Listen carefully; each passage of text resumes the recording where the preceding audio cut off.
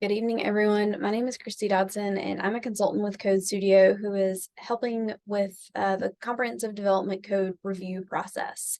So I'm going to go through this quick video to give you some familiarity with some of the reasons why we're thinking about the development code, what it is, and some of the things that you can expect to see in the open house tonight. I hope to see some of you all there.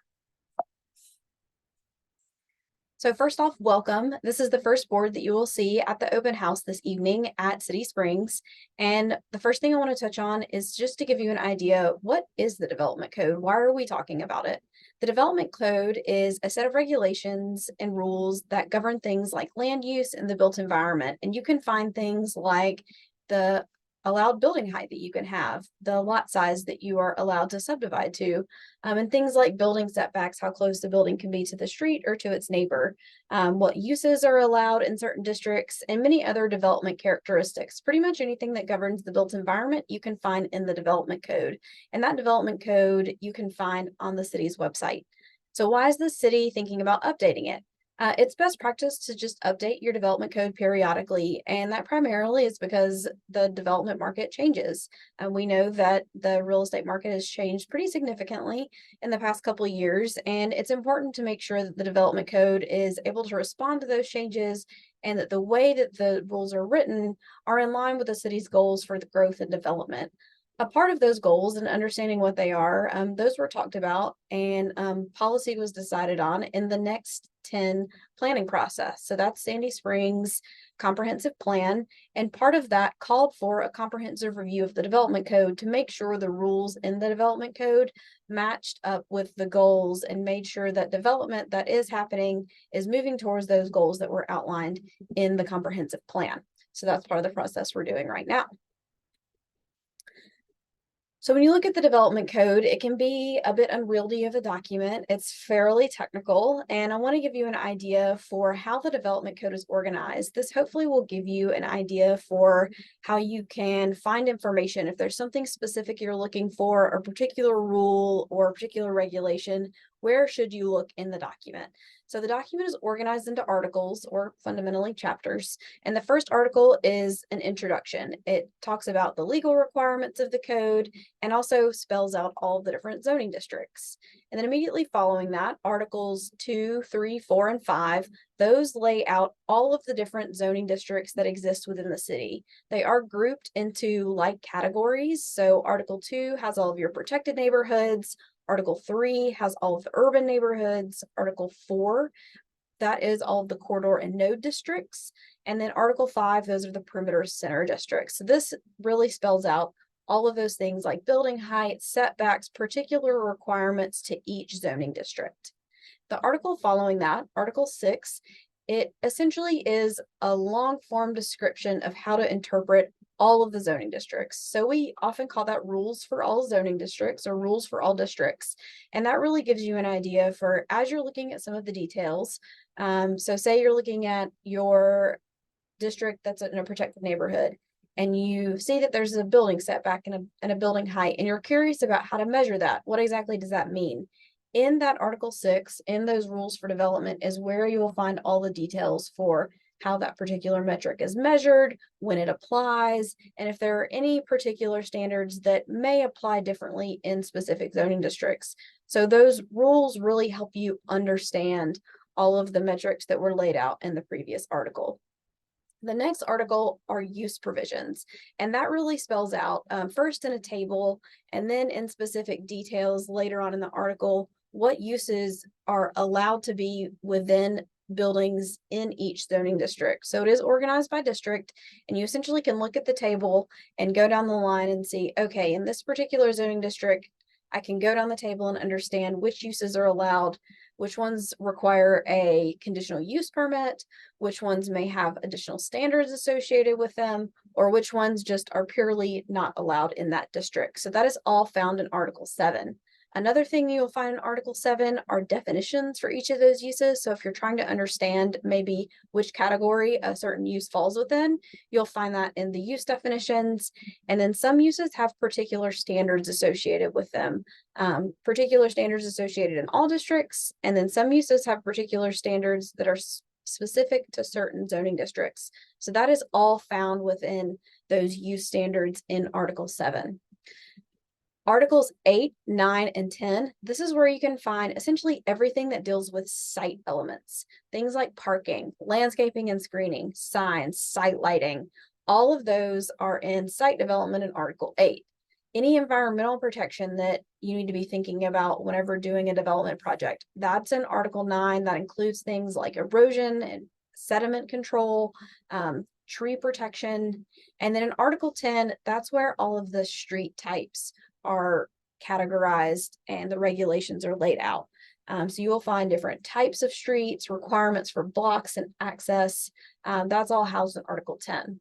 And then finally, Articles 11 and 12 have to do with administration of the code. Article 11 lays out all of the processes associated with development review, whether it's just getting a building permit and having to understand, okay, what are the zoning processes I need to go through in order to get that permit. Those are all laid out in Article 11, as well as things that are a bit more complicated, things like rezonings or variances. All of those processes are laid out in that article. And then finally, to close out the document are just some general definitions that you may find useful as you're going through each of the regulations. So now that you understand a bit about how the code itself is organized, let's go through and talk about some of the things that you'll find at the open house boards. I want to give you a bit of an orientation for how the boards are organized and the sort of topics you will see.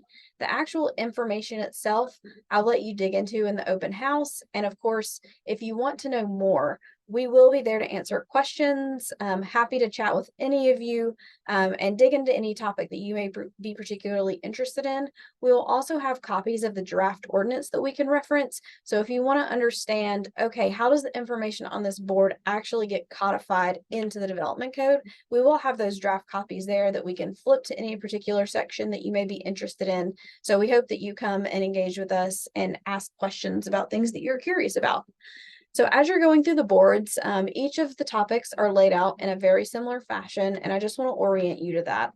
So in the colorful bar across the top, you will see the main topic for that particular board. The example we're showing here is protected neighborhoods. Underneath that, in the bold letters, you will see the key topic or the key area where we're thinking about proposing changes. So in this example, we're saying there are some key changes for the rules for garages. Another are just updates to the general district standards. And then underneath that, in the lighter color, you will see the proposed change that we're thinking about. In the garage example, you'll see that the change that we're thinking about proposing is allowing flexibility for some existing garages. And then what that means is detailed down below. We've tried to include some pictures and we've tried to include, really the why is this an issue?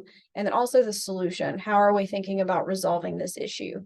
And at the very bottom of each board, there is a space for you to add sticky notes so that you can add your thoughts right there as you have them to that particular topic.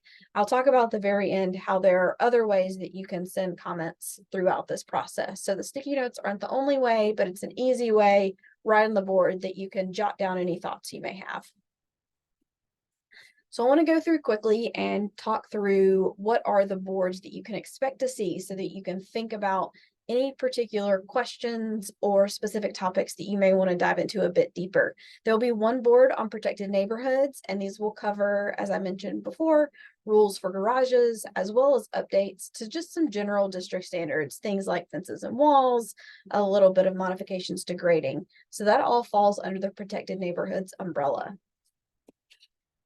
The second main topic that we'll be talking about are neighborhood scale uses. And there are two boards associated with neighborhood scale uses, and they will cover topics including just some general updates, a few tweaks to some of the district and use standards. Those are pretty general and overall, a couple technical tweaks primarily. The other thing we'll be talking about are some updates to development patterns, and that includes things like the cottage court development pattern that you currently have in your development code.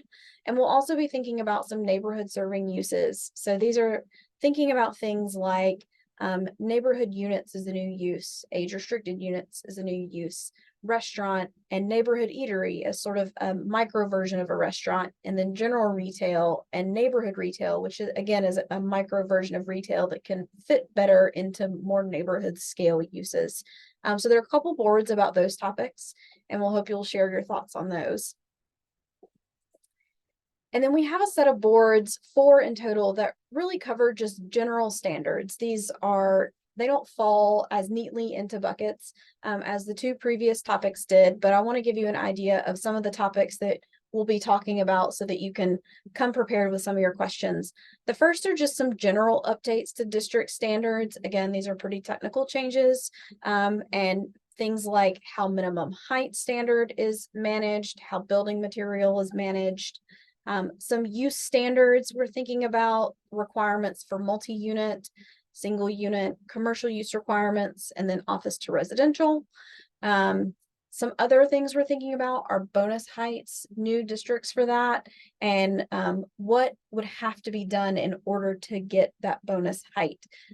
So something called a bonus height matrix, which we can dig into a bit more detail in the open house. So we're thinking about some new districts that would propose some allowance for those bonus heights in trade for community benefits, and then some new street types, wanting some streets that are a bit more pedestrian oriented and have some desirable landscape elements incorporated into them.